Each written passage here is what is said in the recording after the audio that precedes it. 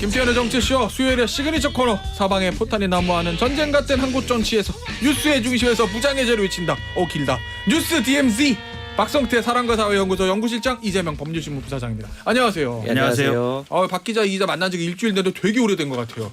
그동안 일이 너무 많이 많아가지고 뭐 하루에 하나씩 막 이슈들이 있어서 사실은 좀 꽤 지난 얘기긴 한데 우리 저 밖에서 상은 PD가 꼭 좀 들어보고 싶대요. 우리 이제 이 기자와 박 기자 이 생각들 짧게 우리 오늘 할 게 많으니까 우리 지난주 대통령 대답 어떻게 봤는지 짧게 그냥 논평. 왜냐면 우리가 그 수요일 날 오전에 했거든요. 예상만 하고 지나가가지고 이 기자부터 말씀해 주실까요?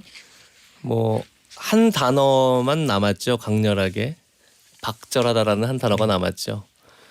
저는 이런 생각이 들었습니다. 뭐 대통령께서 그 경위를 설명하는 과정에서 뭐 충분히 뭐 할 수 있는 얘기가 있었지만 어쨌든 여사는 박절하지 못했다. 그러니까 그게 뜻이 이제 굉장히 사실 낯선 단어죠. 근데 매정하지 못했고 이제 쌀쌀 맞지 못해서 결국 이제 그 만남이 있었고 그게 아쉬웠다. 근데 사실은 많은 국민이 기대했던 건 여사에게 대통령이 박절하게 함으로써 국민을 박절하지 못하게 했어야죠.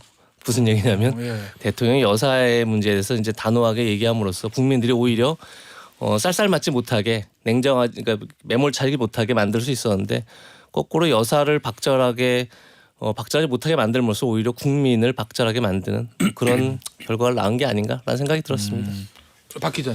저는 이제 한 문장으로 얘기하면 질문도 대답도 참담했다 이렇게 보고요. 일단 대답 측면에서 본다면 제가 가장 의아하기도 하고 어떻게 보면 말이 안 된다고 생각하는 건 물론 사전에 대통령이 모범 답안을 받지는 않았다고 했지만 대통령실 참모들과 눈높이는 맞췄을 거 아닙니까? 과연 그 정도 대답이 국민 눈높이에 맞다고 대통령실 전체가 생각했는가?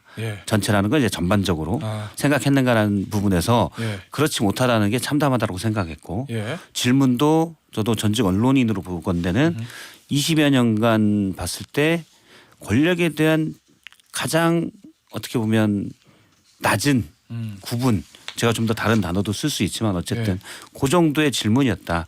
이거는 그 업에 대한 사실은 예의가 아니다라고 생각을 합니다. 물론 언론이 정치 권력과 자본 권력에서 물밑에서 영향을 받을 수도 있고 조그마한 쟁점들에 대해서는 사실은 뭐 그럴 수도 있습니다. 사안들에 따라서. 그런데 저도 현실적인 그런 문제를 이해하는데 중요 쟁점에 대해서 이런 인터뷰는 사실은 본 적이 없었고 이거는 이런 분위기가 당연시 되면 안 되기 때문에 제가 이건 강력하게 좀 지적을 해야 된다라고 생각을 합니다. 알겠습니다. 자, 이건 뭐 일주일이나 된 이슈이기 때문에 이 얘기는 여기서 이제 간단히 마무리하고 공천을 해보겠습니다, 우리. 두 분이 저희가 하는 건가요? 아니 막 해도 돼요. 알겠습니다. 뭐 아니면 할 수 없는 거고 그냥 막 하는 거예요. 지금 목동 공간입니까 이거? 좋은데. 그렇게 코너를 바꿔볼까? 목동 공간으로. 좋은데요. 저기 오늘을 어제부터 국민의힘이 면접을 시작했고 이제 민주당도 슬슬 하위 20%에 대해서 이제 통보가 가는 것 같습니다. 양당에서 이제 공천에 관련 얘기들 많이 나오는데 일단 지금 한창 면접 중인 국민의힘부터 가보죠. 지금 국민의힘 얘기 보니까 오늘 동아일보 기사가 이래요. 헤드라인 여당 강남벨트 전략공천 검토 인요한 종로 서대문갑 출마 설득. 요 얘기는 지금 공천 시장 다 받았잖아요. 그럼 이제 출마 지역구만 재조정해서 여기 이 사람은 절로 빼고 단수 주고 경선하고 이거 한다는 얘기인 거죠. 실제로 과거에도 그랬어요? 그렇죠. 지금 뭐 강남벨트를 전략 공천하는 건 뭐 늘 해왔던 거죠. 사실은 의미가 없죠. 공천 신청자들이. 그렇죠. 그리고 뭐 종로 같은 건 당연히 상징성이 있기 때문에 거기에 이제 어떤 임무를 하느냐 이건 왜 중요하냐면 결국 국민의힘의 공천의 정체성이 뭐다라는 걸 보여주는 게 종로 공천입니다. 그러니까 우리는 어떤 사람을 내세워서 어떤 정치를 할 것이다라는 걸 이제 상징적으로 보여주는 거죠. 그런 점에서 당연히 뭐 종로를 어떤 사람으로 상징적으로 배치하냐 되게 중요한 거고. 근데 이제 지금 아무래도 관심은 결국은 이제 강남을 썼던 이유는 이제 강남 을에 이현모 전 인사비서관과 박진 전 외교부 장관이 동시에 출마를 하겠다. 거기에 대해서 대통령실도 불쾌함을 나타냈다. 그리고 그러고 나니까 이제 이현모 전 비서관도 뭐 험지 나가겠다. 뭐 당에서 결정한다면 이제 이렇게 이제 입장을 바꾸고 하면서 어제 그렇게 얘기하더라고요. 근데 결국은 왜 이게 중요해졌냐면 용산의 참모 그리고 전직 장관 어떻게 보면 이들의 공천 갈등이 핵심이 될 것이다. 뭐 박 기자도 그런 얘기를 여러 번 했었고 그것을 이제 그 두 사람이 동시에 한 지역구에 신청을 했고 공천 신청을 했고 과연 그들을 어떻게 배치하느냐가 굉장히 관건인 거죠. 그게 이제 결국은 대통령이 말한 대로 대통령의 후광은 없다는 걸 보여줄 수 있느냐 없느냐 이제 이런 관건인 건데 그러다 보니까 오늘 나온 얘기가 뭐 이원모 전 비서관은 수원 무 정도로 얘기하더라고요. 김진표 의장의 지역구죠. 예. 그리고 이제 박진 전 장관을 뭐 고향갑 그러니까 어떻게 보면 고향 수원이 경기 남부와 경기 북부의 가장 중심축인 거죠. 고향갑은 심상정 의원의 지역구고. 예. 그렇죠. 그럼에도 이제 불구하고 이제 심상정 의원은 아마도 이제 당에 나올 테고, 근데 김진표 의원 그 의장은 당연히 안 나오겠죠. 의장은 이제 당연 그 다음 이제 총선에 나오지 않는 게 관례니까요. 그러면 약간 또 이원모 전 비서가 약간 배려한 것 같기도 하고요. 어쨌든 간에 그렇게 이제 양 두 사람을 어디에 배치하느냐를 통해서 국민의힘의 공천 그림이 그려지기 시작하겠죠. 예. 종로는 어떻게 보십니까? 종로 지금 보면 이뇨한 혁신위원장을 종로하고 서대문갑 출마를 설득한다는 얘기는 근데 서대문갑에는 또 이용호 의원이 좀 마포갑에서 옮겨갔고 신청을 했고 그리고 종로는 지금 최재형 의원이 지금 보궐선거 때 2년 됐거든요. 예. 저 임기한지 반선인데 0.5선이죠. 예. 이거 종로 어떻게 정리할까요? 이뇨한 위원장 어떻게 정리할 거라고 보세요?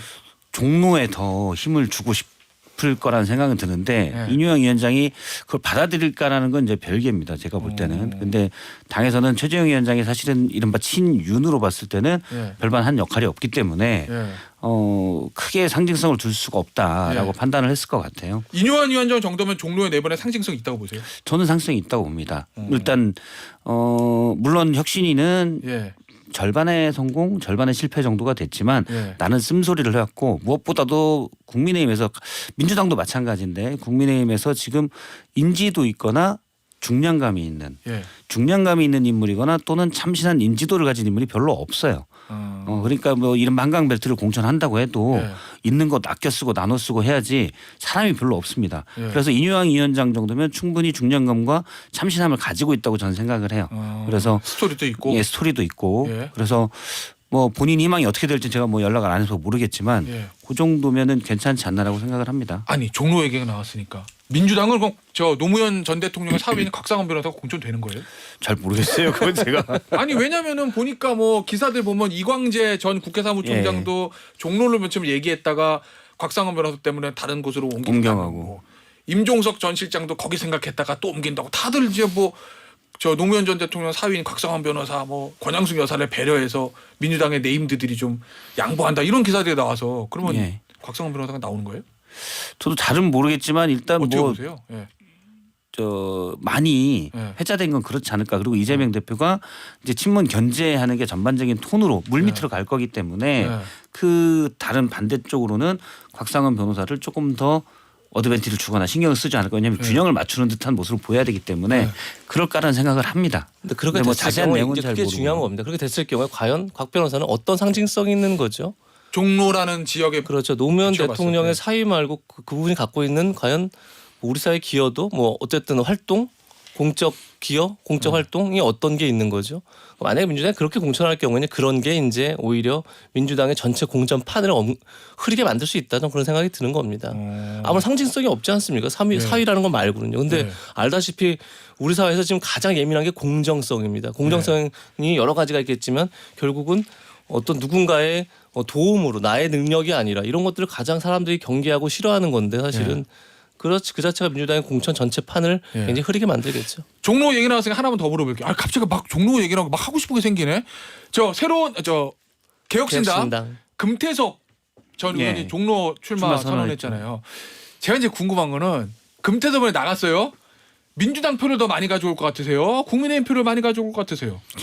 저는 국민의힘 표를 일단은 많이 가져갈 거로 봐요. 한 6대 4, 6.5 대 3.5 정도로. 왜냐하면 원래 금태섭 의원은 민주당에도 오랫동안 있었잖아요. 하지만 지난 대선 때 사실상 윤석열 대통령을 지지했고 그렇기 때문에 지금은 국민의힘 쪽, 그러니까 중도 보수 쪽에 더 무게중심이 가 있다고 생각을 해요. 이지 기자는 어떻게 봅니까? 참 어려운 문제입니다. 사실은 개혁신당이 과연 어디 표를 더 많이 잠식할 것이냐 되게 어려운데. 양당도 보고 있을 거 아니에요. 맞습니다. 사실 굉장히 어려운데 어쨌든 지금 가장 소구력이 큰 집단으로 따지면 세대로 봤을 때 2030이라고 봐야겠죠. 그렇게 봤을 때는 민주당 표가 더 많이 예. 잠식될 가능성은 있죠. 근데 뭐 사실은 좀 앞으로 좀 많이 지켜봐야 될 것 같습니다. 그리고 지금 지지율 보면 뭐 양당이 뭐 30%대가 나오고 예. 국민의힘과 민주당이 많이 나올 경우는 개혁신당도 뭐 20%대가 나오고 막 이럽니다. 예. 근데 그게 100%다 투표를 한다 그러면 20% 나오겠죠. 근데 사실은 알다시피 투표율이라는 건 이제 60에서 70% 사이에 오갑니다. 그렇게 되면 이제 투표를 30~40%가 안 한다는 뜻인데 주로 이제 중도층이 많이 안 하는 겁니다. 사실은. 그러니까 양당 다 싫다 이런 분들이 기본적으로 투표라는 건 굉장히 적극적인 행동입니다. 네. 투표장에 나가서 투표를 해야 되니까.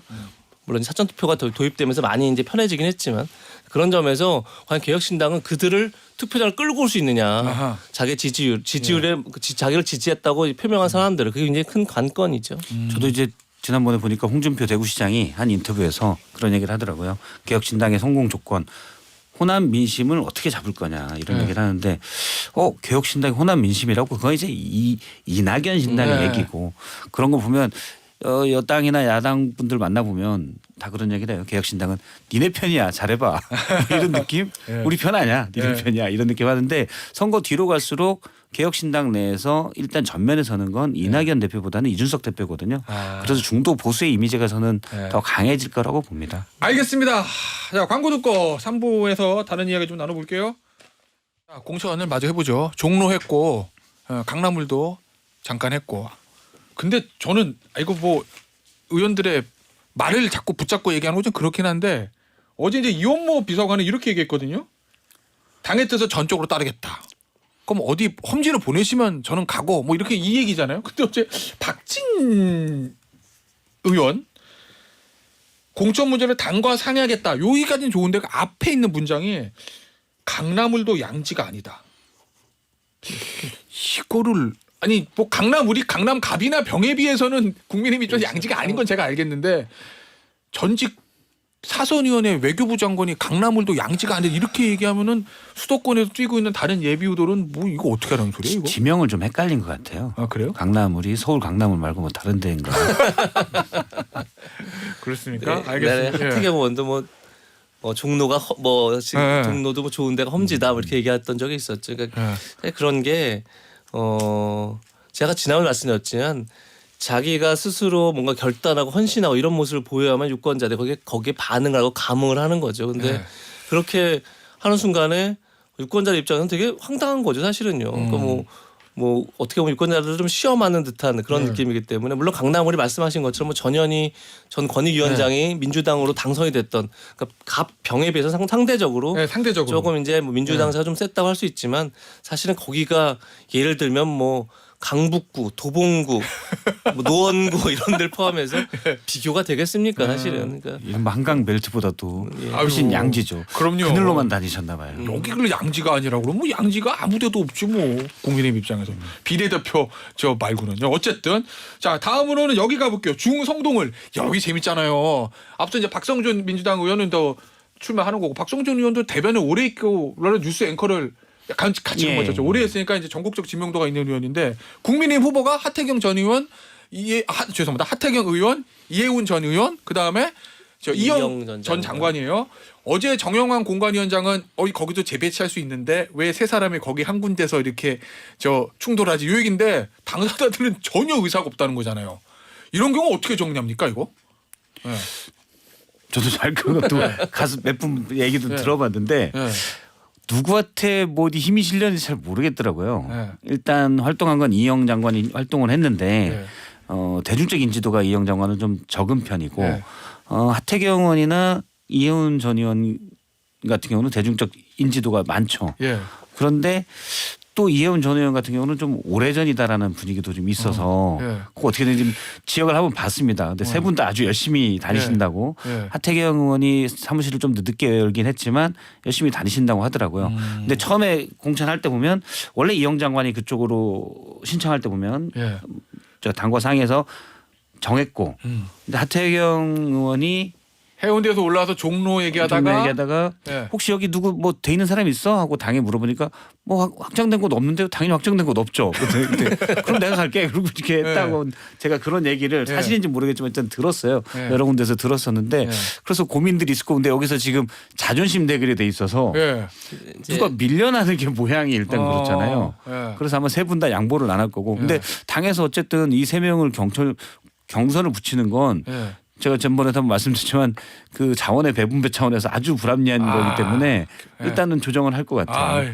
경선 이거 어제 공관위 면접에서 상당 부분 판이 정리된 것 같습니다. 그래요? 어제 공관위 면접 결과 면접에서 바로 다 물어본 거 아닙니까? 세 명한테 뭐라고요? 다른 데로 간다면 갈 의향이 있느냐? 그랬더니 하태경, 이해운 두 분은 갈 의향이 없다. 예. 이영 전 장관은 만약에 당에서 결정하면 따르겠다. 예.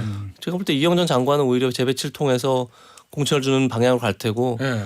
이해운, 하태경 두 분을 가지고 이제 경선을 시키겠죠. 그럼 한 명은 떨어지는 거고 경선에 떨어지면 다른 나올 수는 없는 거니까 예. 그렇게 정리가 될 것 같은 분위기던데요.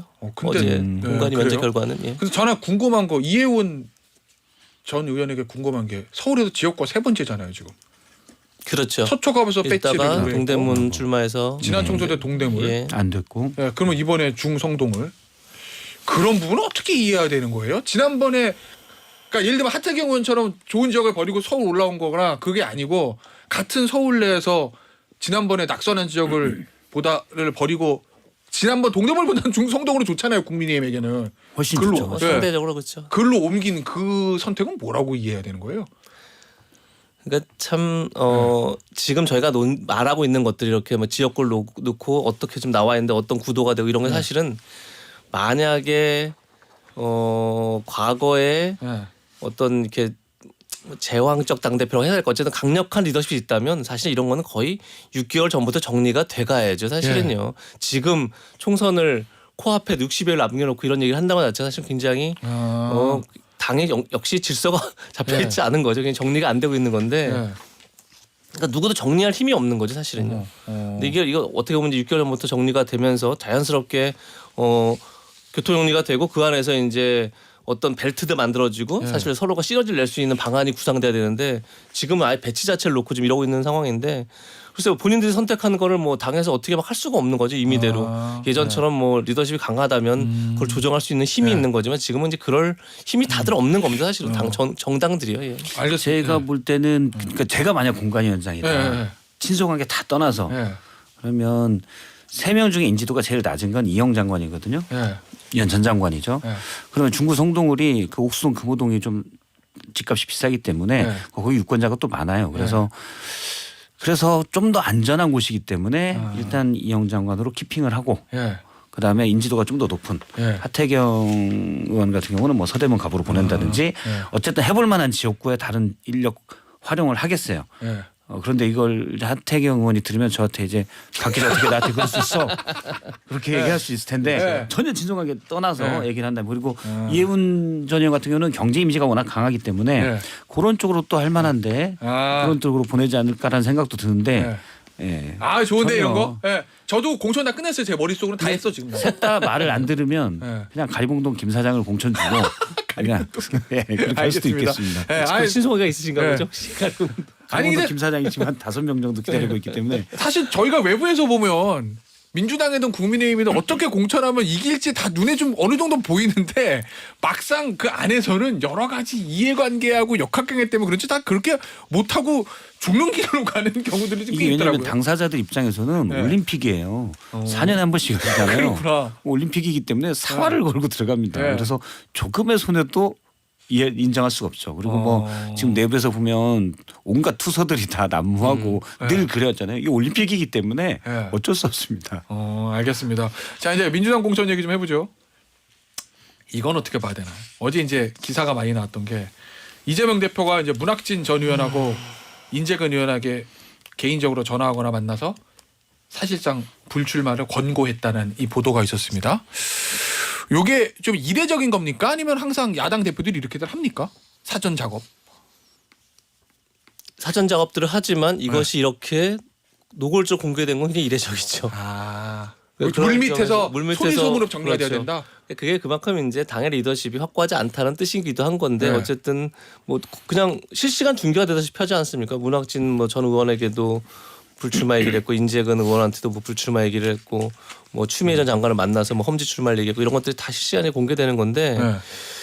근데 당 대표가 직접 나서는 건 굉장히 뭐 좀 이례적이라 보입니다. 왜냐하면 그 리스크를 걸고 본인이 다 안아야 되는 건데 저는 이제 그 거꾸로 생각하면 지금 민주당의 상황은 이재명 전 대표 나서지 않고는 정리할 수 없는 그런 상황이라고 보이시는 거죠. 그런 점에서 그냥 이례적이긴 하고 근데 그 해명은 좀 말이 안 되는 것 같습니다. 뭐 문학진 전 의원이 이제 경기 광주을을 나오려고 하는데 거기에 현역 의원이 지금 이제 불출마 선언했기 때문에 전략 지역이잖아요. 사실 전략적이고 그런 거에 대해서는 공간이 손을 떠난 거다라고 얘기를 했기 때문에 대표가 나선 거다. 그래서 이제 이렇게 이제 민주당 해명하고 있는데 민주당에는 전략 공간이가 따로 있습니다.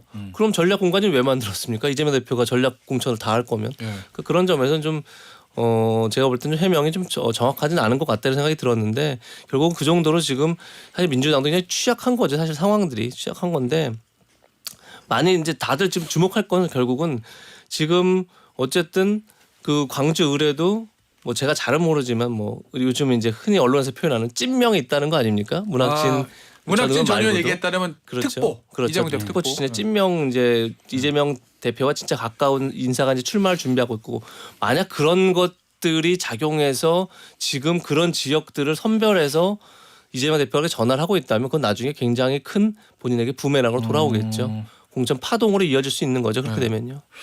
이재명 이 기자는 어떻게 박 기자 어떻게 보여요? 예, 저도 그래서 어제 민주당 분한테 한번 물어봤어요. 네. 대표가 이렇게 전화를 하는 게 있는 일이냐 그리고 왜 전화를 했대?라고 물어보니까 뭐 많은 분들에게 물어본 건 아니지만 잘 모르겠다고 왜 굳이 이 대표가 직접 전화를 하는지 모르겠다라고 하더라고요.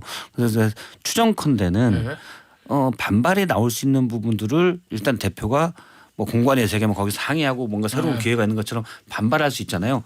확 찍어 누르는 모양새인지 어떤 아니면 뭐 그런 것들을 최소화하기 위해서 그런 것들인지 아니면 문학진 의원만 해도 이제 친명으로 불리긴 했으니 일단 친명도 내가 쳤다. 친문도 조용히 침을 당하시오라는 그런 논리인지 저의 해석입니다. 모르겠는데 대신 뭐 찐명이 있다는 거 아닙니까? 친명도 찐명이 밀렸다는 게 지금 프레임이 더 갔기 때문에 만약 그런 의도라면 그 의도는 지금 무산됐을 것 같고 근데 저도 왜 직접 전화를 했는지 굳이 그 리스크를 안아야 되는지 대표가 그건 잘 사실 모르겠어요. 보도가 안 될 줄 알았는데 문학진 전 의원이 그냥 언론에 공개를 해버려가지고 그런가? 이게 제가 알기로는 꽤 전에 그러니까 근 1, 2주가 아니고 그 전에 전화가 왔었다고 그러더라고요. 그런데 좀 뒤에 이게 보도가 나왔다고 그러던데 그러니까 보면 꽤 전에 문학진 의원이 받았다가 뭔가 가능성을 보고 계속 저한테 왜 그러십니까? 알겠습니다. 이렇게 하다가 도저히 안 될 것 같으니까 이제 공개를 한 것 같다는 느낌도 들어요. 박 기자, 우리 저 민주당이 공천에서 그런 약간 민주당 저 지지층이나 의원들의 그런 걱정도 있었잖아요. 지난번에 너무 많이 돼가지고 그리고 또 지방선거는 또 다 떨어져가지고 이게 각 지역마다 현역 의원하고 단체장 출신은 충돌 많다. 새 인물과 뭐 비워내야 채우니까. 그럼 일단 안 비우고 그냥 현역 의원들 그대로 공천할 거면 공천이 필요가 없잖아요. 그렇죠. 현역 의원 다 하면 되지. 근데 비워야 돼요. 비울 때 박 기자 보기에 이재명 대표가 가장 중요하게 보는 컨셉은 뭡니까? 예를 들면 친문 그러니까 정리라는 표현 쓸게요. 그냥 과격하게. 친문 정리입니까? 586 정리입니까? 올드보이 정리입니까? 명분상 그렇다는 겁니까? 속내가 그렇냐고 여쭤보는 자, 겁니까? 명분 따로 속내 따로 갑시다 그럼. 명분은 지금 잡은 거는 이제 당 쪽의 분위기를 보니까 뭐 지난주부터 제가 이 자리에서 얘기했는데 뭐 전직 장관 다른 자리였구나. 전직 장관들 얘기가 나온다 그러는데 이제 586 청산을 한동훈 비대위원장이 계속 그걸 갖고 있기 때문에 운동권 청산론. 그리고 이제 너무 구태하다는 모습들을 이렇게 운동권 청산론을 민주당에서 하는 모양새예요. 그런데 이분들의 상당수가 또 친문이거든요. 그러니까 586 청산이라는 명분을 들고 친문 세력을 견제한다. 이런 식으로 갈 것 같아요. 겉은 586 청산이지만 속은 친문. 그렇죠. 뭐 대표적인 전직 장관들이 몇 분 있습니다. 현역 의원 중에 그런 분들 지역구에 이제 친명이 간다든지 뭐 지역구 험지 이동을 계속 요청을 한다든지 그런 분위기가 있어요. 그래서 근데 이게 586 청산인지 그러니까 명분은 올드보이다 586 청산이라고 하지만 그러니까 여기서 올드는 이제 나이 올드가 아니고 그냥 구태하다 오래됐다 뭐 이런 느낌인 것 같아요. 근데 그런 명분을 가져오지만 내부적으로는 친문 견제가 있는 건 아니냐라고 충분히 당내에서도 실제 많은 당직자들이 그렇게 생각하고 있어요. 예. 어떻든 간에 예. 내부 사람들이 그걸 생각하면 이미 그렇게 그 프레임이 이미 걸려 있다는 거죠. 예. 이 기자는 어떻게 봐요? 제가 지난해 말씀드린 것처럼 정치에서는 사실관계가 중요하지 않다. 예. 과연 국민들이 어떻게 인식하냐가 예. 중요하다. 저는 지금 민주당에서 임종석 전 비서실장과 추미애 전 장관을 대하는 걸 보면 아하. 뭐 이재명 대표의 의도를 어떻게 인식해야 되는지를 알 수 있는 거죠. 예. 그러니까 전 정부, 그러니까 윤석열 정부 탄생의 책임론을 들어서 임종석 전 실장을 계속 압박합니다. 예. 근데 그 압박을 이재명 대표가 직접 하진 않죠. 오히려 이재명 대표 측근들이 나서서 막 압박을 합니다. 네. 돌아가면서 계속. 일단 특보들이나. 임종석 전 실장 얘기 들으면 이재명 대표에게 전화 계속했는데 받지 않았다. 이 얘기는 그건 뭐 부인하기도 했으니까 뭐 어쨌든 그게 진실인지 는 모르겠으나 어쨌든 계속 임종석 전 실장을 압박합니다. 그러는데 추미애 전 장관은 오히려 험지를 상의합니다. 어딜 출마할지에 대해서 뭐 송파갑을 얘기했는데 추미애 장관은 거부했고 뭐 그다음 얘기는 뭐 아직 모르겠으나 동작을 얘기도 어쨌든 있고. 예.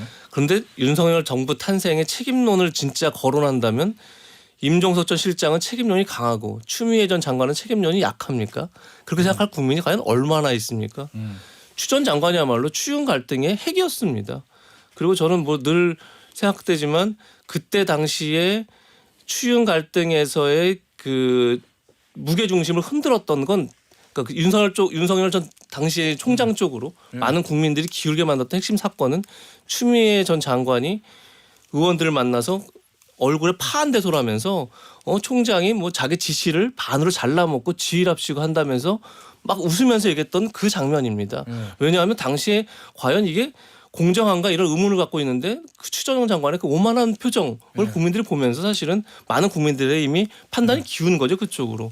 그러니까 누가 보더라도 윤석열 당시 총장에게 별의 순간을 안겨준 사람 중에 한 분이 추미애 전 장관이라는 건 모두가 다 알고 있는 사실입니다. 그런데 불구하고 추 전 장관 책임이 없고 임종석 전 실장은 책임이 있다.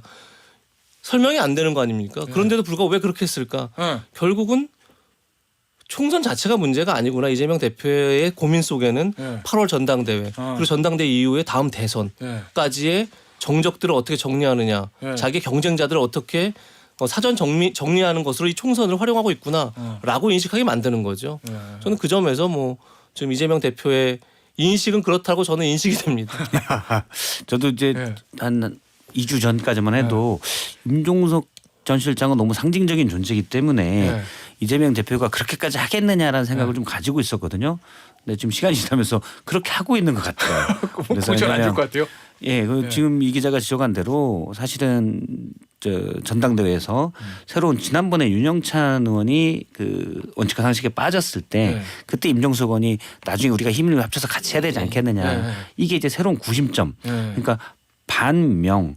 그러니까 지금 차기 대선 주자로 이재명 대표만 얘기되고 있는데 임종석 실장이 새로운 구심점 역할을 할 수가 있거든요. 그러면 윤영찬 의원도 같이 가서 할 수가 있고 이런 구심점을 일단 빼야 되겠다는 생각이 점점 강해지는 것 같고 최근에 민주당 내 분위기는 이제 그렇다고 명분상 임종석 실장을 그냥 아웃시키긴 그러니까 그러면 너무 뻔히 보이잖아요. 그러니까 험지 출마 요구가 좀 있는 것 같아요. 어디요? 그래서 용산이나 용산. 예, 용산 쪽이나. 근데 저는 용산도 가능성이 있다고 봐요. 용산을 만약에 당 지도부에서 용산을 가라고 한다면. 야, 그것도 빅매치겠다. 권영세 전 장관하고. 그렇죠. 가면. 용산이 지난번에 0.7%로 권영세 장관이 이겼던 자리거든요. 그런데 거기로 원래 민주당에서는 권혁기 전 춘추관장이 계속 용산에 신경을 썼었어요. 그 지역에서 많이 그렇죠. 했으니까. 근데 지금 들리는 얘기는 권혁기 지금 정무실장인데 당대표 정무실장인데 친명 중에 친명이 돼 있죠. 그런데 그분이 이번에 그쪽으로 지역으로 안 나간다는 얘기가 있더라고요. 그러면 용산에 마땅한 사람이 없어요. 그래서 추미애 전 장관 얘기도 나오고 임종석 전 실장 얘기도 그 길에서 나오는데 임종석 전 실장이 그 정도로 만약 온다면 뭐 용산 해볼 만한 지역이니까 받을 수 있는데 그 정도가 아니라 또는 이제 원래 중구 성동 이쪽에 있으니까 중구 성동 을이 민주당 입장에서 좀 더 험지거든요. 그러니까 그 정도로 조정하고 박성준 대변인은 중구 성동 갑으로 가고 거기가 좀 더 나으니까 그러면 뭐 해볼 수도 있는 그냥 명분이 있는 거라고 생각하는데 그 정도 아니고 그냥 컷이다. 그러면 이건 너무 뻔한 친문 견제 그냥 내가 계속 당을 이끌고 가겠어 이재명 대표의 그런 거라고 볼 수가 있겠죠. 알겠습니다. 자, 조국 전 장관의 신당 얘기해 보겠습니다. 어제 그 누구죠? 그 갑자기 자 박홍근 원내대표가 선을 강하게 걷어요. 예. 그냥 원론적으로 좀 지켜보시죠도 아니고 절대 안 돼. 근데 박홍근 의원이 박홍근 전 원내대표가 지금 비례정당 통합비례정당 추진단장이잖아요. 그러면은 그 얘기는 민주당이 주도하는 통합비례정당에 안 껴준다는 얘기인데 조국 전 장관 실제로 어떻게 될 거라고 보세요? 앞서 김경일 비대위원은 아유 그래도 쉽지 않을걸요 뭐 이렇게 얘기하긴 하던데 결국 예. 합류할 것이다. 결국 민주당이 그 비서정당에. 영향에서 벗어날 수 없다 이렇게 전망을 하긴 하더라고요. 예. 이건 어떻게 봐요? 전 개인적으로 조국 신당이라고 그냥 명칭하면 조국 신당은 열린민주당이 되겠죠. 그때도 더불어 시민당과 열린민주당이 있었고 열린민주당이 당시 3석을 얻었죠. 제 기억에도.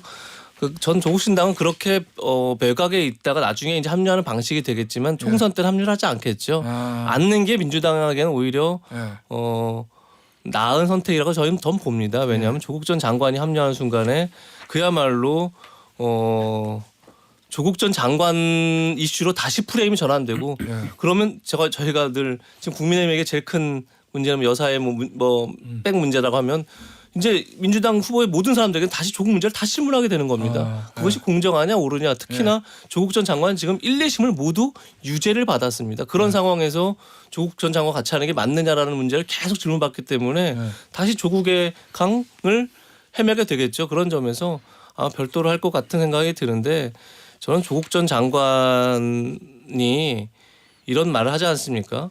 법률적인 해명이 통하지 않으면 비법률적인 명예회복이 필요하다. 네.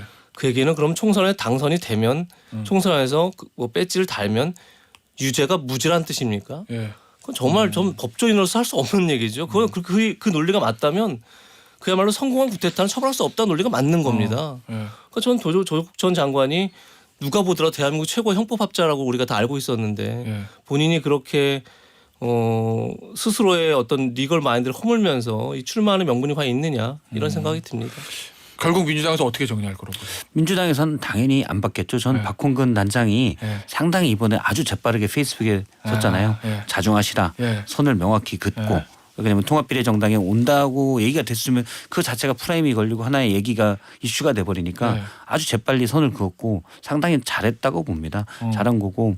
그렇지만 이제 조국 전 장관은 아마 지난해 여름부터 호남 지역으로 출마한다는 얘기가 계속 있었거든요. 그래서 몇몇 측근들이 그 얘기도 했었고 그래서 지역구 출마까지 고려하다가 비례대표로 가는 것 같은데 저도 똑같이 열린민주당처럼 하나의 이제 정당을 만들어서 4% 정도 얻으면 2석 정도는 가져가니까 그러면 1번, 2번에서 2번 받고 국회에 들어오지 않을까라고 생각을 합니다. 그럼 민주당에서 실제로 비례로 갈 거다? 저는 그렇게 보고 있어요. 그래서 입장을 할 거다? 근데 국회에 들어오고 그러면 지금은 모르겠지만 뒤에 가면 이제 민주당에서 지금 선을 긋겠지만 민주당 내에 이재명 대표 체제에 좀 염증을 느끼는 분들이 새로운 대안 세력 구심점으로 삼을 수가 있어요. 대선 주자가 될 수도 있으니까.